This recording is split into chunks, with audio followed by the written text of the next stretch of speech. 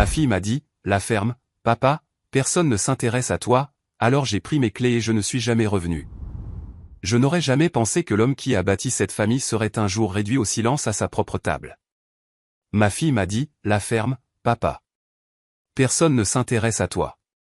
J'étais assis là, ma fourchette à la main, le cœur brisé, et ma dignité s'envolant.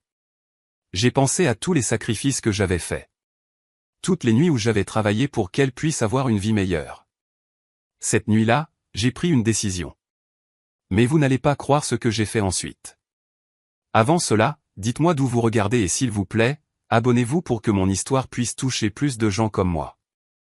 Dès le tout début de ma vie de père, tout ce que j'ai fait, c'était pour ma fille. J'ai grandi avec très peu, et je me suis juré que mon enfant ne connaîtrait jamais la faim, le froid, et le sentiment d'insignifiance que j'ai connu enfant. Quand elle est née, je me suis promis que peu importe ma fatigue, peu importe mon manque d'argent, peu importe à quel point les choses semblaient désespérées, je subviendrai à ses besoins. J'ai travaillé chaque heure que je pouvais trouver.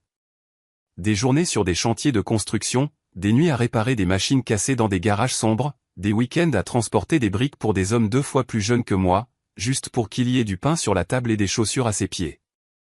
Je ne me suis jamais plaint.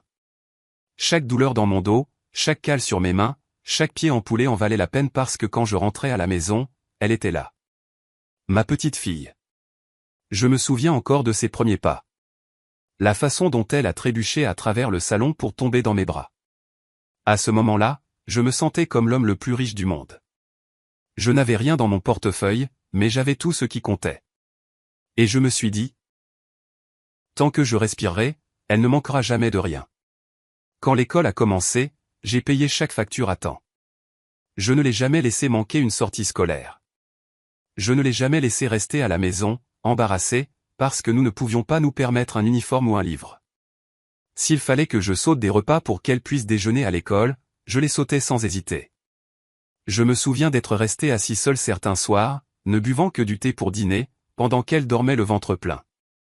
Je souriais même si la faim me rongeait, parce que c'est ce que les pères sont censés faire. Quand elle a voulu aller à l'université, je n'ai pas hésité. J'ai vendu ma vieille voiture, celle que j'espérais réparer et conduire pendant mes années de retraite. J'ai contracté des prêts à mon nom. J'ai fait des heures supplémentaires jusqu'à ce que mes mains tremblent d'épuisement. Et quand elle a traversé la Seine dans sa toge, son diplôme à la main, j'ai pleuré comme un enfant. Pas parce que j'étais fatigué, pas parce que j'étais pauvre, mais parce que j'étais fier. Fier d'avoir tenu ma promesse. Puis est venu son mariage.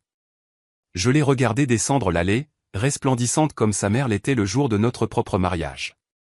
J'avais perdu ma femme des années plus tôt, mais à cet instant, c'était comme si elle était de nouveau avec moi, souriant à la famille que nous avions construite.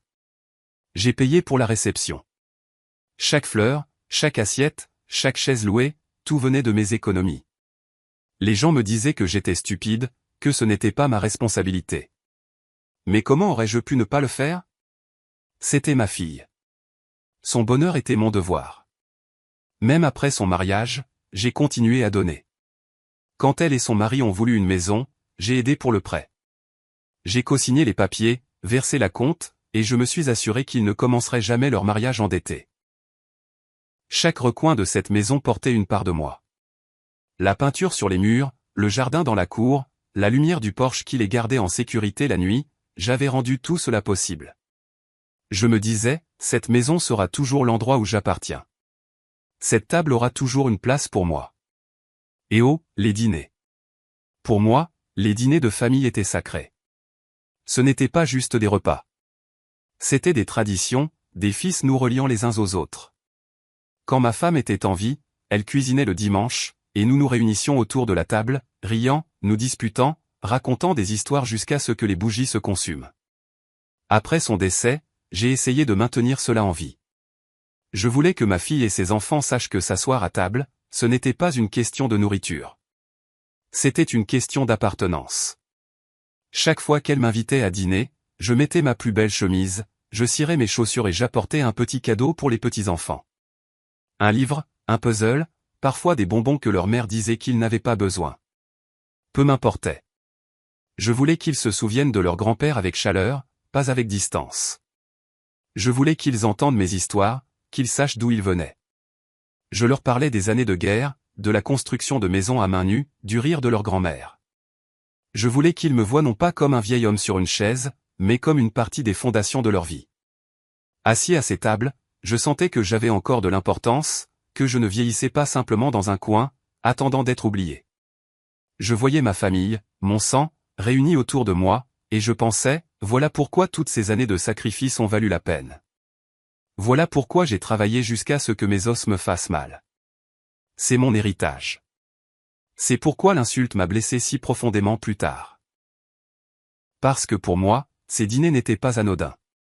Il ne s'agissait pas de nourriture ou de routine. Ils étaient sacrés. Ils étaient la dernière parcelle de véritable appartenance qu'il me restait. Je n'avais plus ma femme. Mes amis étaient pour la plupart décédés. Mon corps était devenu frêle.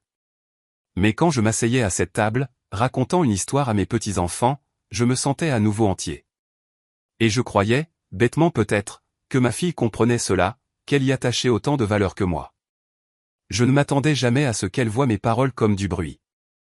Je n'ai jamais pensé que mes histoires étaient un fardeau. Je pensais que je donnais à ces enfants quelque chose que l'argent ne pourrait jamais acheter.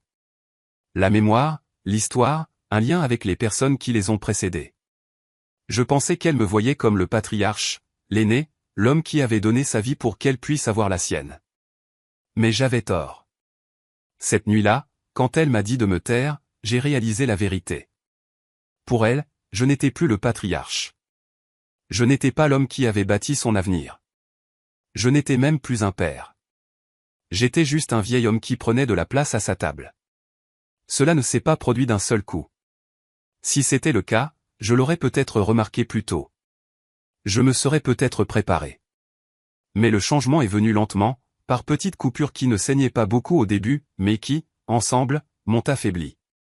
Ma fille, le même enfant que j'avais porté sur mes épaules, la même fille que j'avais accompagnée à l'école, la même jeune femme que j'avais accompagnée à l'hôtel le jour de son mariage, a commencé à me traiter comme si ma présence était quelque chose à endurer plutôt qu'à chérir. Au début, c'était juste son ton, un soupir par-ci, un petit roulement d'yeux quand je répétais une histoire. Je n'y ai pas prêté attention. Je me suis dit, elle est fatiguée. Elle a des enfants. Elle a un mari et des factures. Je ne devrais pas le prendre personnellement. Mais ensuite, les petits signes sont devenus plus acérés. Au dîner, quand je commençais à raconter un souvenir de sa mère, elle me coupait d'un rapide « Papa, on a déjà entendu ça ». Les mots étaient brefs, mais ils piquaient comme un coup de fouet. Le souvenir de ma femme n'était pas une histoire répétée pour moi. C'était tout ce qu'il me restait d'elle. Mais j'ai laissé passer, forçant un sourire, me disant encore « Elle est juste stressée ». Les petits-enfants, eux aussi, ont commencé à l'imiter. Les enfants remarquent tout, même les choses que vous préféreriez qu'ils ne voient pas. Quand je commençais à parler, ils jetaient parfois un coup d'œil à leur mère d'abord, comme s'ils attendaient de voir si mes paroles valaient la peine d'être écoutées. D'autres fois, ils gloussaient et levaient les yeux au ciel comme elle. Ils n'étaient pas cruels. Ils apprenaient d'elle. Pourtant, chaque fois, je me sentais rapetissé sur ma chaise. Les histoires que j'avais autrefois cru être des trésors ont commencé à ressembler à du désordre dans leurs oreilles. Le schéma s'est accentué. Si je posais une question sur sa journée, sa voix devenait plus sèche. « Papa, je n'ai pas le temps pour ça. » Si je suggérais quelque chose à propos des enfants, un livre, une façon de faire les devoirs, même une habitude pour le coucher, elle répliquait sèchement. « Nous savons comment élever nos enfants. » Merci. J'étais assis là, tranquillement, hochant la tête, les lèvres serrées pour ne pas laisser la douleur intérieure déborder. Je me disais qu'elle ne le pensait pas. Je me disais qu'elle était fatiguée. Je me répétais sans cesse que les filles aiment leur père. Mais au fond de moi, je commençais à sentir une vérité que je ne voulais pas admettre. La distance entre nous n'était pas temporaire. Elle grandissait. Une fois, je me souviens, nous étions assis dans le salon après le dîner, et j'ai commencé à raconter aux petits-enfants comment leur grand-mère cousait les vêtements de leur mère à la main quand elle avait leur âge. Je pensais qu'ils aimeraient savoir à quel point leur grand-mère était forte et intelligente. À mi-chemin, ma fille s'est levée, a tapé dans ses mains et a dit « Allez les enfants. Au lit. Les histoires ennuyeuses de grand-père peuvent attendre. » Elle a ri légèrement, pensant peut-être que c'était une blague, mais j'ai vu les enfants me regarder, un sourire narquois aux lèvres, et la suivre à l'étage sans un mot de plus. Je suis resté assis seul sur le canapé, les mots que je n'avais pas encore finis suspendus lourdement dans ma gorge. Cette nuit-là, j'ai pleuré silencieusement dans ma voiture avant de rentrer chez moi. Une autre fois, j'ai apporté un album photo. Je pensais que ce serait un cadeau, quelque chose que les enfants pourraient feuilleter, voir d'où ils venaient, voir leur histoire familiale.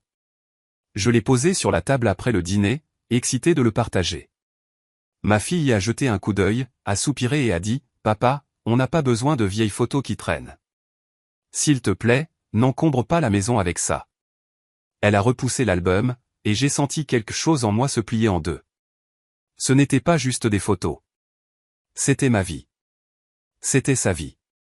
Mais pour elle, c'était du désordre. Le pire, c'est quand son mari a commencé à s'y mettre. Au début, il avait toujours été poli avec moi, même gentil. Mais avec le temps, il a suivi son exemple. Quand je parlais trop longtemps, je le surprenais à sourire en coin derrière son verre ou à échanger un regard avec elle qui disait, sans mots, le voilà reparti. Une fois, alors que j'avais du mal à me souvenir du nom d'un vieil ami, il a gloussé et marmonné, « Tu perds la boule, hein ?» Ils ont ri tous les deux. J'ai fait semblant de ne pas entendre. Pourtant, je me suis dit de supporter. Je me suis souvenu des nuits où je suis resté debout pendant qu'elle était malade enfant, lui tenant la main jusqu'à ce que sa fièvre tombe. Je me suis souvenu des matins où j'ai marché des kilomètres pour aller au travail juste pour qu'elle ait de l'argent pour le bus de l'école. Je me suis souvenu de la façon dont elle me serrait fort dans ses bras quand je rentrais du travail, mes vêtements trempés de sueur, en chuchotant « Tu m'as manqué, papa ». Comment pouvais-je jeter tout cet amour juste parce qu'elle était devenue sèche, impatiente, froide? Non, me suis-je dit. C'est juste une saison. Les familles traversent des saisons. Elle s'adoucira à nouveau. Elle se souviendra. Mais au fil des mois, la distance est devenue plus froide, plus dure, comme un hiver s'installant pour de bon. J'ai remarqué qu'elle ne m'appelait que si elle avait besoin de quelque chose. J'ai remarqué qu'elle ne demandait pas comment j'allais. Même alors que ma santé commençait à montrer son âge, j'ai remarqué que lorsque je parlais à table, la pièce devenait plus lourde, pas plus légère. Je n'étais plus une source de joie. J'étais une obligation. Je l'ai ignoré aussi longtemps que j'ai pu. J'ai souri quand ils se sont moqués de moi. Je suis resté silencieux quand ils m'ont ignoré. Je me suis dit, elle est stressée. Elle ne le pense pas, mais la vérité se rapprochait chaque jour, attendant le moment où je ne pourrais plus la nier. Je n'étais plus son père à ses yeux. J'étais juste un vieil homme qui avait survécu à son utilité. Et puis est venue la nuit à table. La nuit où elle m'a dit de me taire. C'est là que toutes les petites coupures se sont rejointes et ont saigné d'un seul coup. Cette nuit-là devait être ordinaire. Un simple dîner de famille. Le genre de soirée qui me réchauffait le cœur. Le genre de rituel qui faisait que toutes les années de sacrifice en valaient la peine. La longue table à manger était dressée avec les plats qu'elle avait cuisinés. Les petits-enfants étaient assis à leur place habituelle, et moi, comme toujours, j'étais assis près du bout, le dos droit, les mains jointes, prêt à faire partie de leur monde. Pour moi, ces rassemblements étaient sacrés. Ils étaient le battement de cœur de la petite famille qu'il me restait. J'étais venu vêtu de ma plus belle chemise, fraîchement repassée, mes chaussures cirées, parce que même à mon âge, je voulais montrer du respect. Je voulais qu'ils voient que j'étais présent non pas comme une ombre, mais comme leur père, leur grand-père, l'homme qui avait jeté les bases de tout cela. La nourriture a circulé, les assiettes se sont remplies, les rires fusaient ici et là. Je souriais tranquillement, laissant le bavardage m'envahir, écoutant les enfants parler de leur école, de leurs jeux, de leurs amis. C'étaient les moments pour lesquels je vivais. Entendre leur voix, me sentir encore faire partie d'une famille. Quand il y a eu une accalmie dans la conversation, j'ai pensé que ce serait le moment idéal pour partager quelque chose qui me trottait dans la tête toute la journée. Ce n'était pas n'importe quelle histoire. C'était à propos de ma défunte femme, leur grand-mère. Je voulais que les enfants entendent parler d'elle, qu'ils connaissent la femme dont l'amour m'avait porté à travers les années les plus difficiles.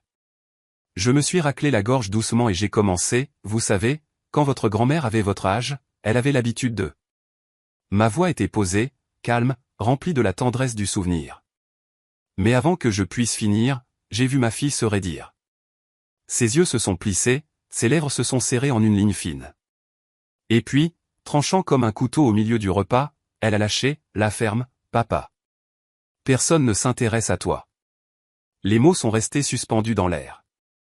Lourds, brutaux, définitifs. Ma fourchette s'est figée à mi-chemin de ma bouche.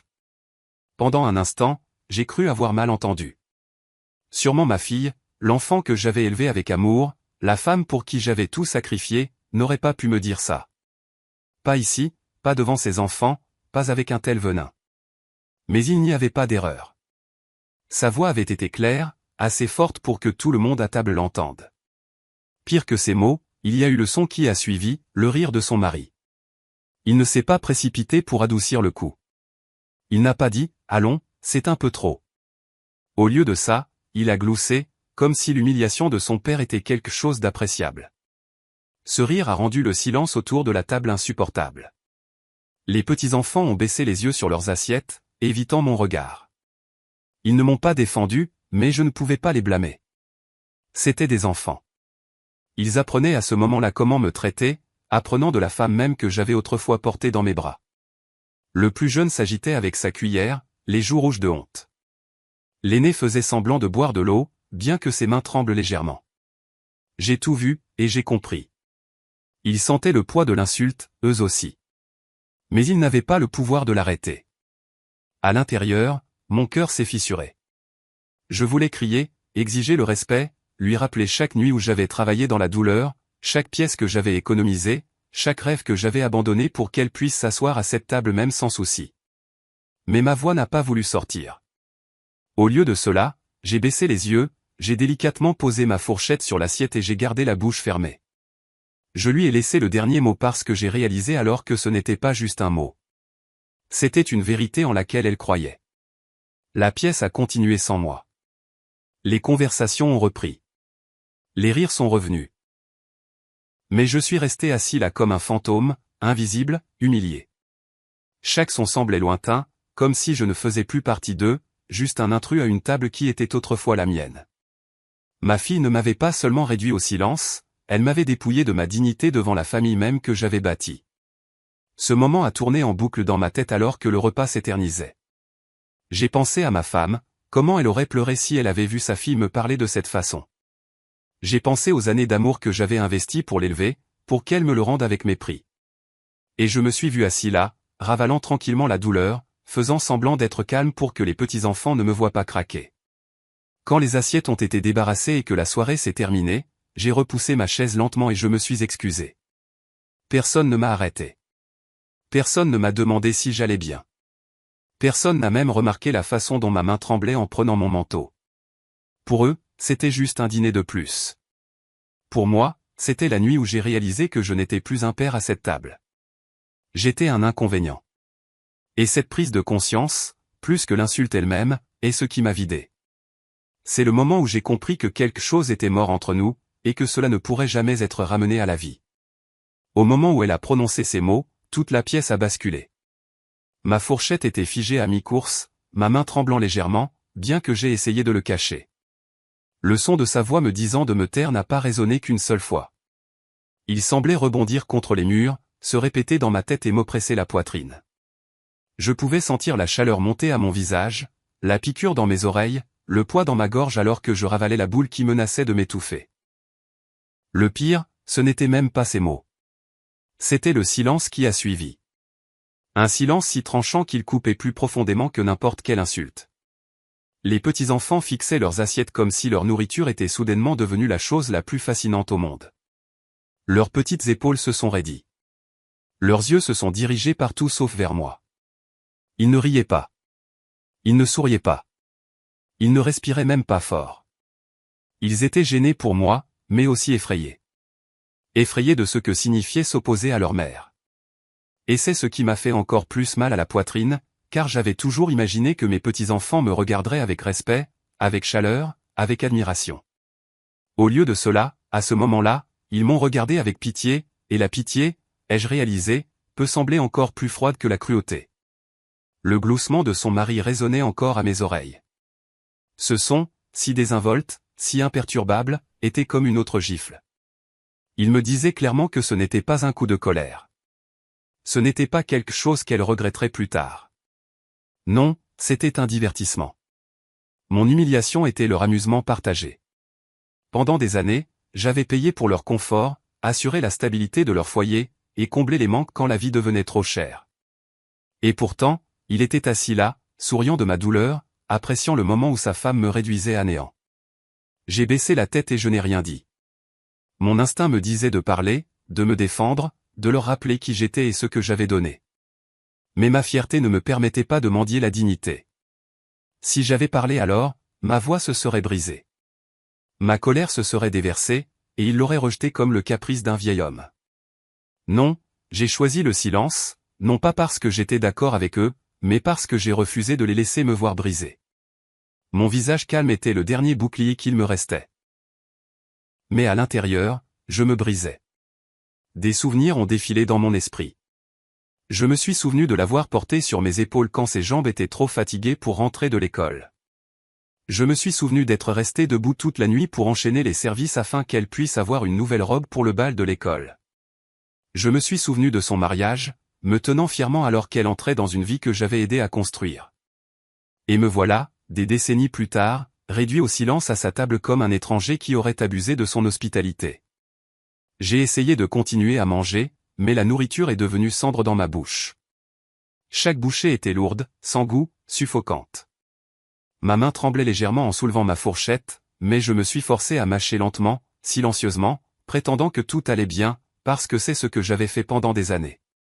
Prétendre. Prétendre que je ne remarquais pas les roulements d'yeux, le ton dédaigneux, les blagues chuchotées dans mon dos. Prétendre qu'elle m'aimait toujours de la même manière que je l'aimais. Prétendre que j'étais toujours le père dont elle avait besoin. Mais cette nuit-là, il n'y avait pas de faux semblant.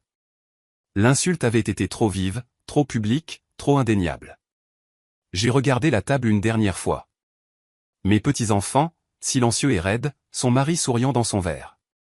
Ma fille, assise bien droite, satisfaite d'elle-même, faisant avancer la conversation comme si de rien n'était, et moi, me ratatinant à l'intérieur, mon cœur se fissurant silencieusement là où personne ne pouvait le voir. L'humiliation n'était pas seulement dans les mots. C'était dans le fait que personne ne m'a défendu. Personne n'a dit « c'est un peu trop ». Personne n'a même essayé de changer de sujet pour m'épargner. Le silence était un accord. Le silence était une approbation. Le silence m'a dit exactement où je me situais dans cette famille. Nulle part. J'ai avalé la dernière bouchée de mon assiette, j'ai posé délicatement ma fourchette et j'ai plié soigneusement ma serviette. Mon visage ne montrait rien. Pas de douleur, pas de colère, pas même de déception, juste du calme. Parce qu'à ce moment-là, j'ai réalisé quelque chose d'important. S'ils pouvaient m'humilier si facilement, c'est qu'ils avaient déjà cessé de me voir comme un membre de la famille depuis longtemps. Le repas s'est terminé et les gens se sont levés de table. Les chaises ont grincé contre le sol. La vaisselle a cliqueté en étant ramassée. La vie continuait autour de moi, mais je me sentais figé sur place. Mon corps était assis sur cette chaise, mais mon esprit était déjà parti. J'ai su alors que c'était le dernier dîner auquel j'assisterais dans cette maison. Non pas parce que je n'étais pas le bienvenu, mais parce que je ne me permettrais plus jamais d'être humilié de cette façon. Je me suis levé lentement, mes mouvements calmes, prudents, contrôlés. Je n'ai pas claqué ma chaise. Je n'ai pas élevé la voix. Je n'ai pas exigé d'excuses. J'ai simplement marché tranquillement, tenant ma fierté comme un morceau de verre fragile dans ma poitrine. Pour eux, cela a pu ressembler à de la faiblesse. Mais je savais la vérité. C'était le début de quelque chose de plus fort, le début de la fin de mon silence. Cette nuit-là, en rentrant chez moi, la route était floue à travers mes larmes. Je serrais fort le volant, les jointures blanches, essayant de me contenir. L'humiliation me brûlait la poitrine. Mais en dessous, il y avait autre chose. La résolution.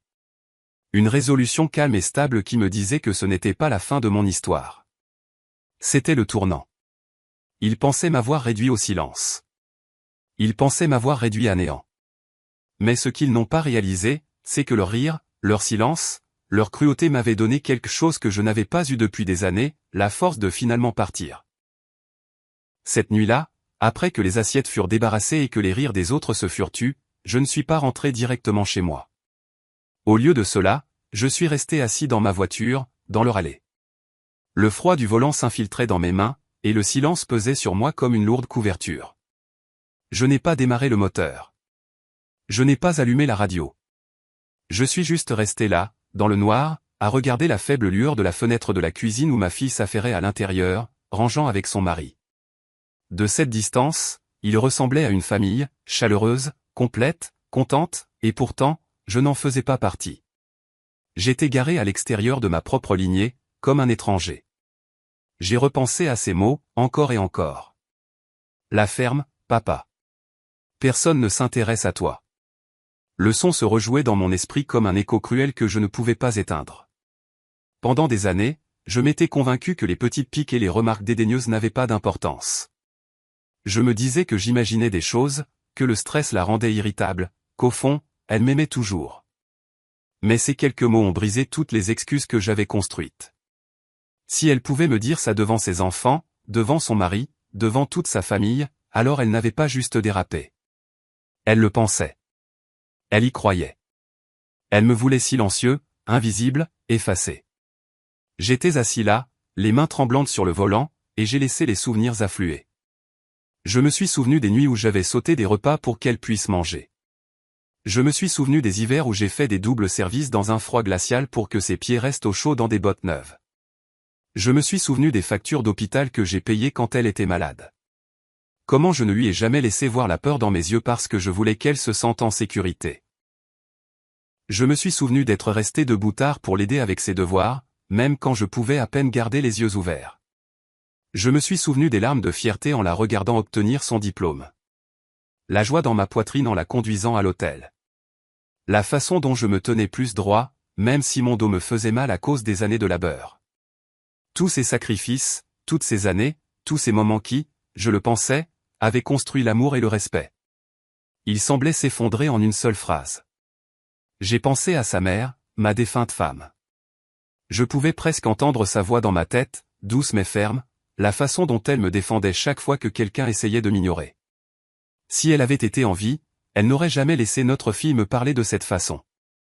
Elle aurait étouffé l'insulte avant qu'elle ne quitte ses lèvres. Elle m'a manqué à ce moment-là plus qu'elle ne m'avait manqué depuis des années. Assis seul dans le noir, j'aurais aimé pouvoir me tourner vers elle et demander « Qu'est-ce que j'ai fait de mal ?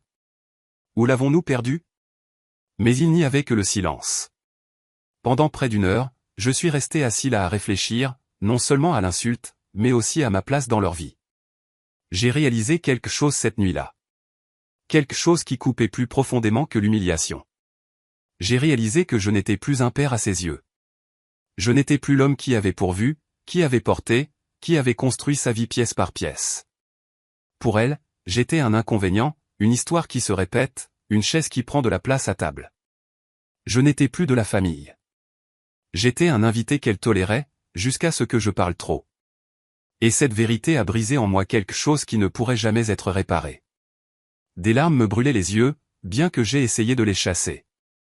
J'ai appuyé mon front contre le volant, chuchotant des prières dans le silence. J'ai demandé de la force, de la clarté, le courage de faire ce que je savais maintenant devoir être fait. Parce qu'une chose est devenue claire dans cette allée. L'amour ne signifie pas se laisser humilier. Le sacrifice ne signifie pas renoncer à sa dignité. Et le silence, bien qu'il m'ait protégé à table, ne pouvait plus être ma seule réponse. J'ai pensé à tout ce que je leur avais donné dans ma vie. L'argent, le temps, la sueur, les années, tout cela investi pour assurer le bonheur de ma fille. Et qu'est-ce que cela m'avait apporté ? Une place à une table où mes paroles n'étaient pas les bienvenues. Un rôle dans une famille où ma présence était tournée en dérision. Une vie où j'étais devenu invisible dans la maison même que j'avais aidé à construire. Alors que la nuit devenait plus froide, j'ai pris une décision. Tranquillement, sans colère, sans crier, sans exiger d'excuses. J'ai décidé que ce serait la dernière insulte que je subirais. Il n'y aurait pas de seconde chance, pas d'espoir de changement, pas d'attente de mots plus doux qui ne viendraient jamais. C'était la ligne à ne pas franchir, et une fois que je l'aurais franchie, il n'y aurait pas de retour en arrière. J'ai finalement démarré le moteur, mais je ne suis pas rentré chez moi avec le même poids que je ressentais auparavant. J'ai conduit avec un calme étrange, comme si mon humiliation m'avait apporté de la clarté. Mon reflet dans le rétroviseur ne ressemblait plus à un vieil homme brisé. Il ressemblait à quelqu'un qui avait enfin vu la vérité et qui était prêt à agir. Cette nuit-là, en me garant dans mon allée et en coupant le moteur, je suis resté assis un dernier instant en silence. Pas le silence de la honte, mais le silence de la résolution. Je me suis chuchoté, assez. Et j'ai su alors que la prochaine fois que je verrais ma fille, elle ne regarderait pas le même homme qu'elle pensait pouvoir réduire au silence. Quand je me suis réveillé le lendemain matin, j'entendais encore sa voix dans ma tête, vive et cruelle. La ferme, papa. Personne ne s'intéresse à toi. Mais cette fois, je ne ressentais pas seulement la piqûre. Je ressentais autre chose. Du pouvoir. Pas de la colère, pas de la vengeance, mais une conscience constante que je n'étais pas aussi impuissant qu'elle le pensait. Ma fille croyait que les années m'avaient dépouillé de mon autorité, que l'âge m'avait rendu dépendant, que je n'étais qu'un vieil homme s'accrochant à des souvenirs. Mais la vérité était écrite sur papier, cachée dans des tiroirs, signée il y a longtemps. La vérité était que beaucoup de choses qu'elle supposait être les siennes, la voiture qu'elle conduisait, le toit au-dessus de sa tête, même le fonds familial qui rendait leur dîner possible étaient encore légalement liés à mon nom. Elle s'était tellement habituée à me traiter comme si je n'avais plus rien à offrir, plus rien à dire, qu'elle avait oublié quelque chose d'important. Je n'avais jamais signé le transfert de ces choses. Je n'avais jamais rendu les clés, ni de la voiture, ni de la maison, ni de la vie que j'avais bâtie avec ma sueur et mon sang. Elle a pris mon silence pour de la faiblesse, mais le silence n'est pas la même chose que l'impuissance. Le silence peut être une arme plus tranchante que les mots si vous savez comment l'utiliser.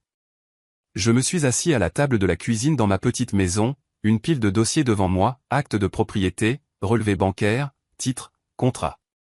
Chaque page était une preuve des sacrifices que j'avais faits, une preuve des choses que j'avais construites, et une preuve que malgré son arrogance, son confort reposait toujours sur les fondations de mon travail. J'ai pensé à la façon dont elle m'avait regardé à table, me rejetant comme un fardeau, et j'ai presque ri, non pas de joie, mais d'incrédulité. Elle n'avait aucune idée que l'homme à qui elle avait dit de se taire tenait encore les ficelles de sa vie. La voiture qu'elle conduisait, achetée à mon nom, assurée par mon compte. La maison familiale, dont l'hypothèque était co-signée par moi, et le terrain sur lequel elle se trouvait était encore lié à ma signature. Le fonds dans lequel elle puisait quand les factures devenaient trop lourdes. Ma pension, mes économies, s'amenuisant de plus en plus parce que j'avais toujours dit oui quand elle demandait. Elle pensait que le temps avait effacé ma main dans sa vie, mais le temps n'avait rien fait de tel. Mon nom était encore écrit partout. J'ai pris mes vieilles clés de voiture, celles que j'avais glissées dans ma poche à table la veille. En les faisant tourner dans ma paume, j'ai réalisé à quel point ces clés signifiaient. Elles n'étaient pas seulement pour démarrer un moteur. Elles symbolisaient la propriété, le contrôle, l'autorité. Quand je me suis levé et que je les ai prises à table, ce n'était pas un geste anodin. C'était le rappel silencieux que je n'étais pas un invité dans sa vie. J'étais la fondation sur laquelle elle se tenait. Et la vérité, c'est que je pouvais partir à tout moment. La voiture pouvait disparaître d'un simple appel. La maison pouvait être vendue avec une signature. Le fonds pouvait être redirigé, vidé, coupé. Elle pensait m'avoir réduit au silence pour toujours à cette table. Mais elle n'avait fait que réveiller quelque chose que j'avais gardé enfoui trop longtemps. La volonté de reprendre ma dignité. J'ai repensé à l'homme que j'étais. L'homme dont ma femme était tombée amoureuse. Fort, fier, inébranlable. Quelque part en cours de route, je m'étais laissé rapetisser. J'avais laissé les mots acerbes et les regards dédaigneux de ma fille me convaincre que je n'étais rien de plus qu'un vieil homme au bout de son histoire. Mais en regardant ces papiers, ces signatures, ces clés, je me suis souvenu de la vérité. J'étais toujours le patriarche.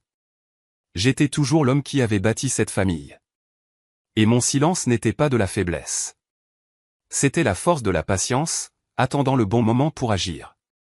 Je ne suis pas entré en trompe dans sa maison pour la confronter. Je n'ai pas crié ni exigé le respect. Cela aurait été du souffle gaspillé. Non, ma réponse ne viendrait pas en mots. Ma réponse viendrait dans le mouvement silencieux du pouvoir. Ma réponse viendrait dans la prise de conscience que les choses qu'elle pensait lui appartenir pouvaient être enlevées sans élever la voix, sans se battre, sans même un avertissement. En remettant les dossiers dans le tiroir de mon bureau, je me sentais calme. Mon humiliation à table avait allumé un feu en moi, mais il n'était pas sauvage ou incontrôlé. Il était stable, concentré, délibéré. Je n'avais pas besoin d'élever la voix. Je n'avais pas besoin de la supplier de me voir à nouveau comme son père. Cette partie de notre relation était déjà morte. Ce que je devais faire, c'était me réapproprier. Et je le ferais avec la même patience avec laquelle j'avais toujours vécu. Les clés cliquetaient doucement dans ma main, et je les ai remises dans ma poche. Elles étaient à moi, tout comme tout ce qu'elles supposaient être à elles. Et j'ai réalisé alors que le moment venu, je ne crierai pas. Je ne discuterai pas. Je n'expliquerai même pas. J'agirai simplement, tranquillement, fermement, finalement. Parce que parfois, la vengeance la plus aiguë n'est pas dans le bruit, mais dans le silence. Et j'étais prêt à laisser mon silence parler plus fort que son insulte ne l'avait jamais fait. Le lendemain soir, après une longue journée de silence dans ma petite maison, je savais que le moment était venu. L'humiliation de ce dîner ne s'était pas estompée. Elle s'était installée au plus profond de mes os, stable et indéniable. Je n'étais pas en colère de manière bruyante et explosive. Ma colère s'était refroidie pour devenir quelque chose de plus aiguisé, de plus net. Ce n'était plus la rage qui me guidait. C'était la clarté. Pour la première fois depuis des années, je pouvais voir ma vie sans illusion. Ma fille ne me respectait pas. Mon gendre se moquait de moi. Mes petits-enfants apprenaient à m'ignorer. Je n'étais pas de la famille à leur table. J'étais un meuble. Et j'ai décidé que je ne vivrais pas le reste de ma vie comme un meuble dans la maison de quelqu'un d'autre. Je me suis assis seul à ma table à manger, une simple table en bois avec des rayures et des taches des années passées. Et j'ai exposé mes options.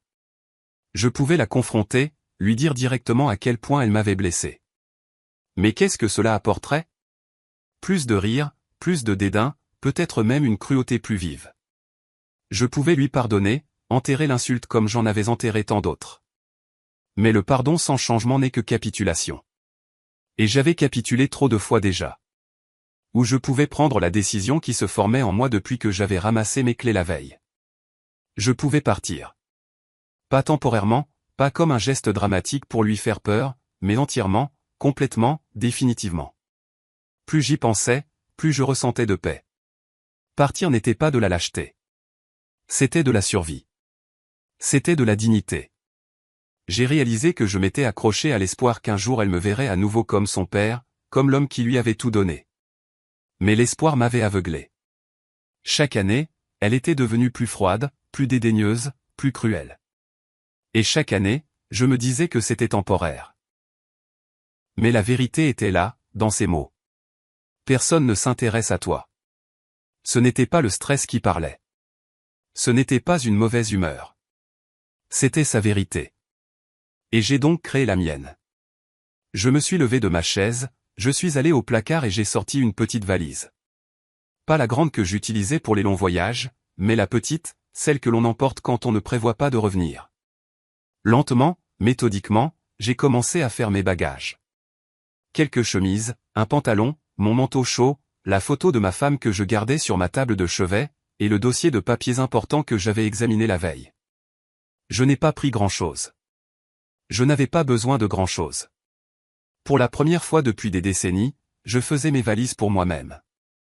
Pas pour un voyage en famille, pas pour les besoins de quelqu'un d'autre, juste pour moi. En pliant mes vêtements, j'ai pensé à la vie que je laissais derrière moi. La maison que ma fille supposait être un jour la sienne, le fond dans lequel elle puisait sans gratitude, la voiture qu'elle pensait posséder, tout cela était lié à moi. Tout cela resterait mien jusqu'à ce que j'en décide autrement. Et je savais qu'en partant, je commencerais le processus pour retirer son nom de tout. Le testament, les comptes, les actes de propriété. Mon silence à cette table avait été la dernière chose qu'elle entendrait de moi. Ma décision maintenant serait plus forte que n'importe quel mot. J'ai traversé la maison une dernière fois. Les murs étaient nus, les pièces calmes. Mais cet endroit avait été le mien. Il avait été rempli de souvenirs de ma femme, d'échos de rires de jours meilleurs, d'une chaleur qui s'était lentement estompée depuis son décès. J'ai touché le cadre de la porte où j'avais autrefois mesuré la taille de ma fille avec un crayon. Chaque ligne, un enregistrement de ses années de croissance. Mes doigts s'y sont attardés, tremblant légèrement. Pendant un instant, j'ai ressenti une pointe de chagrin. Pas pour la maison, pas pour les choses, mais pour l'amour qui avait autrefois vécu ici. L'amour qui était mort au moment où elle m'a dit de me taire. Ma valise près de la porte, j'ai pris mes clés. Cette fois, je ne les considérais pas comme les siennes ou celles de quelqu'un d'autre. Elles étaient à moi, symbole de ce que je contrôlais encore, de ce qu'elle ne pourrait jamais me prendre. Je les ai glissés dans ma poche, j'ai redressé le dos et je me suis chuchoté, c'est la dernière fois. La dernière fois que je mangerai à sa table. La dernière fois que je subirai son mépris. La dernière fois que je laisserai ma vie être réduite au silence. J'ai regardé la pièce une fois de plus, non pas avec tristesse, mais avec finalité. Chaque photo, chaque meuble, chaque souvenir ici avait été teinté de déception. Et je savais que porter ces choses avec moi ne ferait que m'alourdir. Je n'en avais pas besoin. Tout ce dont j'avais besoin, c'était la décision que j'avais déjà prise. Et donc, sans hésitation, j'ai éteint les lumières, j'ai verrouillé la porte derrière moi et je suis sorti dans l'air frais de la nuit. La rue était calme, le ciel au-dessus, large et infini. Pour la première fois depuis des années, j'ai ressenti un étrange sentiment de liberté. Pas la liberté de la jeunesse, mais la liberté d'un homme qui avait enfin lâché le poids qui l'écrasait. Je n'ai pas dit au revoir. Je n'ai pas laissé de mots.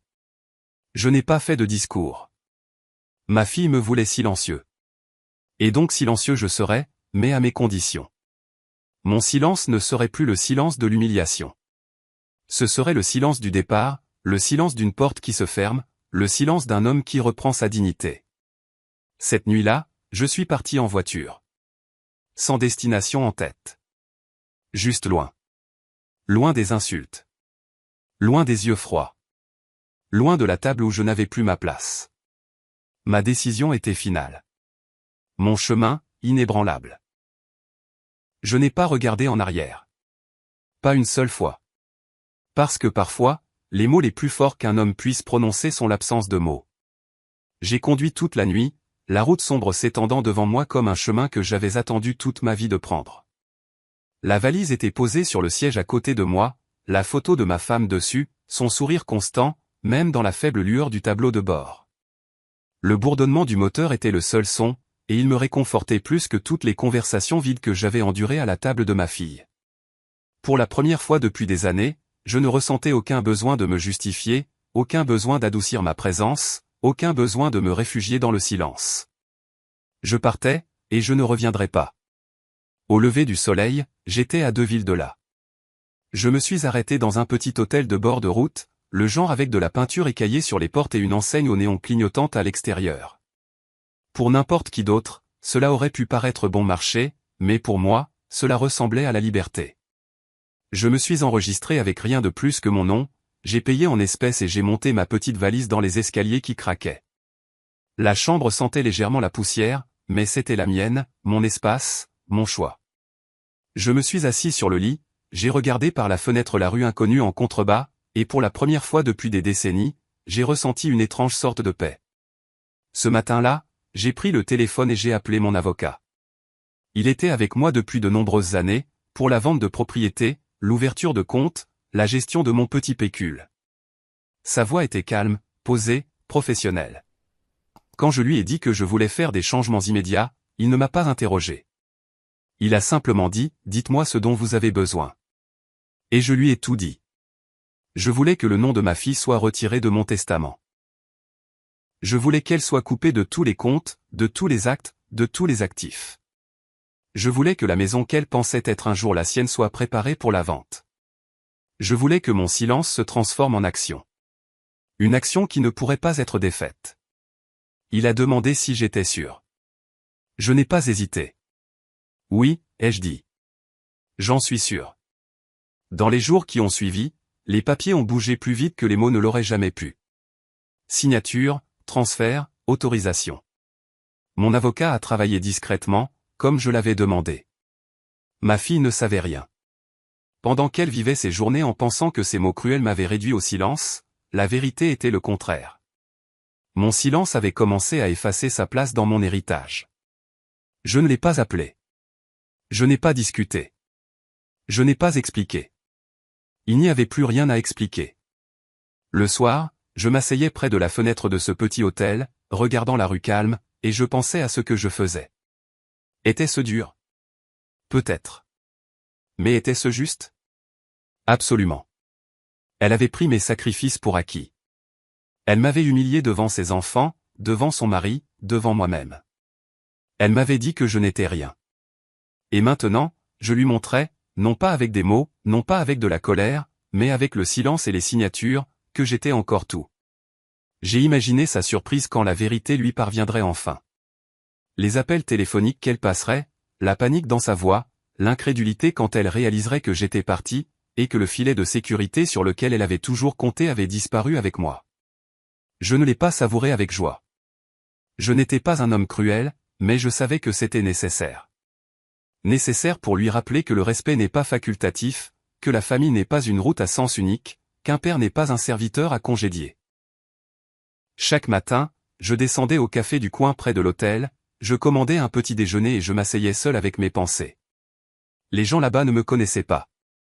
Pour eux, j'étais juste un autre vieil homme avec une valise, sirotant un café et mangeant des toasts. Mais pour moi, cet anonymat était un cadeau. Je n'étais pas, papa, là-bas. Je n'étais pas un fardeau. Je n'étais pas une histoire à faire taire. J'étais juste moi, et c'était suffisant. Après une semaine, la paperasse était terminée. Mon avocat l'a confirmé. Ma fille a été retirée de ma succession. Son nom a été effacé de chaque ligne où il était apparu autrefois. La maison a été mise en vente, le compte sécurisé, les actifs protégés. À chaque changement, je me sentais plus léger. Le poids de l'humiliation a été remplacé par la force de la résolution. Je n'avais pas élevé la voix. Je n'avais pas exigé d'excuses. J'avais simplement disparu. Et ce faisant, j'avais pris tout ce qu'elle pensait être à elle. Une nuit, alors que j'étais assis dans cette petite chambre d'hôtel, j'ai sorti la photo de ma femme et je l'ai posée sur la table de chevet. Je lui ai chuchoté comme si elle pouvait encore m'entendre. J'ai fait ce que tu aurais voulu. Je ne l'ai pas laissé me briser. Je n'ai pas laissé nos sacrifices être tournés en dérision. Je suis parti avec dignité. Et à ce moment-là, j'ai senti sa présence à côté de moi, constante et fière. La disparition n'était pas seulement physique. Elle était émotionnelle, spirituelle, complète. Je n'étais pas seulement parti de leur table. J'étais parti de leur avenir. Et le silence que j'ai laissé derrière moi était plus fort que n'importe quelle dispute que j'aurais pu avoir. Le silence n'a pas duré longtemps. Quelques jours après ma disparition, le téléphone a commencé à sonner. D'abord, 1 ou 2 fois par jour. Puis, à mesure que la nouvelle se répandait, les appels sont devenus incessants. Le numéro de ma fille s'affichait encore et encore sur l'écran, mais je n'ai jamais répondu. Je n'en avais pas besoin. L'avocat avait déjà exécuté mes instructions, et à présent, elle devait apprendre la vérité petit à petit. Au début, sa voix sur les messages était empreinte d'agacement. « Papa, où es-tu ? Ce n'est pas drôle. Rappelle-moi. » Puis, quelques jours plus tard, l'agacement s'est transformé en malaise. « Papa, la banque dit que mon nom n'est plus sur le compte. As-tu fait quelque chose ? Nous devons parler. » Et enfin, le désespoir. « S'il te plaît, papa, ne fais pas ça. Je ne le pensais pas comme ça. Tu ne peux pas simplement m'effacer de tout. Je suis ta fille. » Sa voix s'est brisée sur ce mot, « fille ».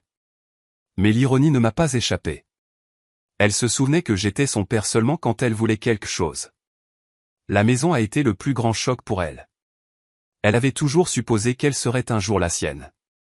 Elle l'avait décorée comme si elle lui appartenait déjà. Elle y organisait des événements familiaux comme si elle en était la propriétaire légitime. Mais la vérité est arrivée rapidement quand les papiers sont arrivés. La propriété était mise en vente. Et sa prétention n'était plus qu'un souvenir. Elle m'a appelé, frénétique, criant au téléphone, « Tu ne peux pas vendre ma maison. » Mais elle n'a jamais été la sienne. Elle était la mienne. Et j'avais simplement décidé de reprendre ce qu'elle avait oublié de respecter. Son mari a appelé aussi, sa voix moins désespérée et plus en colère.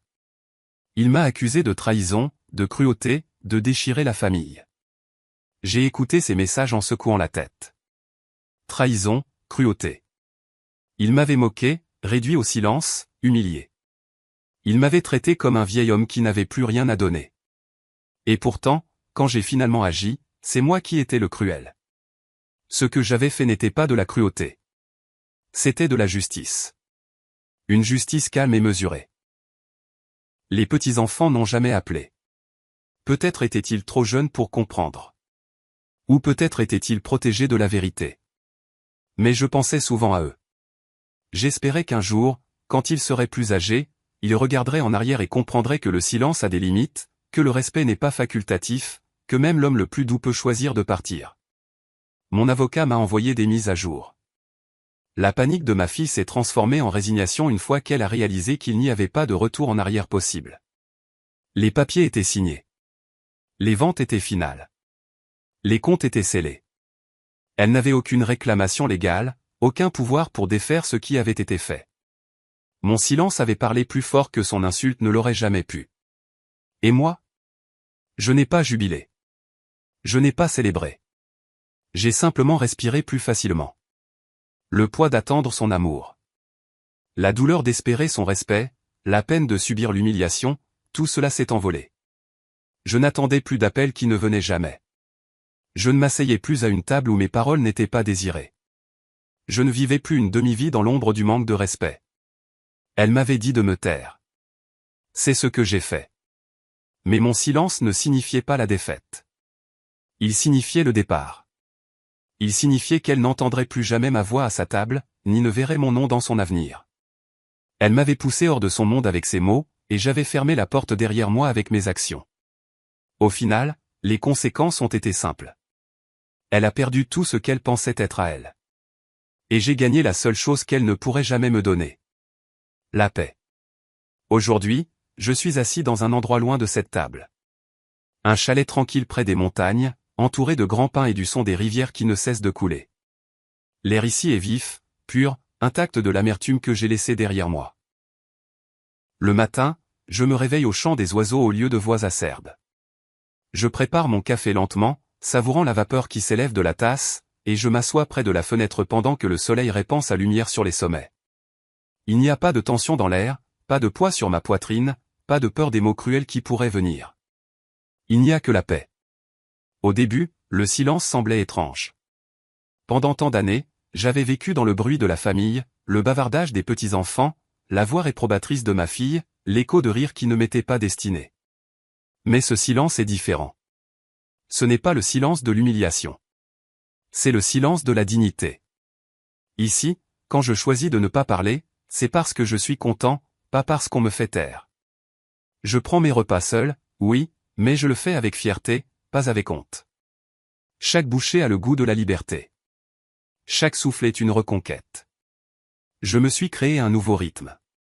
Le matin, je marche lentement le long des sentiers de terre, ma canne à la main, saluant de la tête des voisins qui ne connaissent pas mon histoire et n'ont pas besoin de la connaître.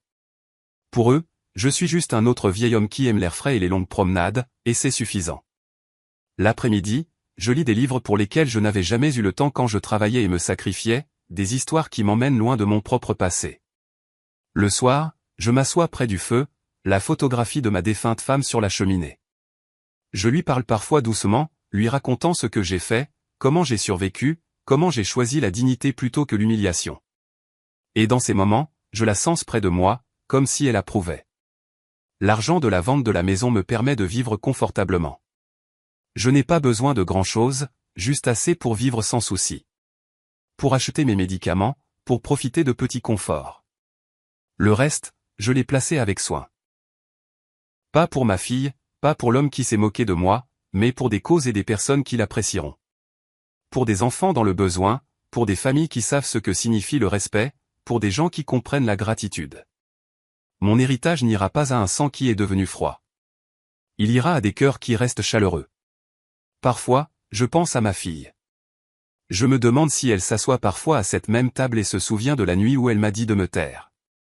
Je me demande si elle ressent du regret ou si elle a enterré la honte aussi profondément qu'elle a enterré son respect. Mais je me rappelle alors que cela n'a plus d'importance. Ses choix sont les siens et les miens sont les miens. Je n'attends pas ses excuses. Je ne garde pas de place pour son retour. Mon histoire avec elle s'est terminée au moment où je suis parti. Et je ne ressens aucune culpabilité pour cela, car l'amour sans respect n'est pas de l'amour. Une famille sans dignité n'est pas une famille. Et le silence, lorsqu'il vous est imposé, est une humiliation. Mais le silence choisi de votre propre chef est un pouvoir. Alors je reste ici, dans mon petit chalet dans les montagnes, vivant tranquillement, vivant librement. Je n'ai pas besoin de grands gestes. Pas de soif de vengeance au-delà de ce que j'ai déjà fait. Ma paix est suffisante. Ma dignité est intacte. Mon cœur, bien que marqué de cicatrices, est stable. Ma dernière pensée est la suivante. Elle m'a dit de me taire. C'est ce que j'ai fait. Et dans mon silence, j'ai pris tout ce qu'elle pensait être à elle.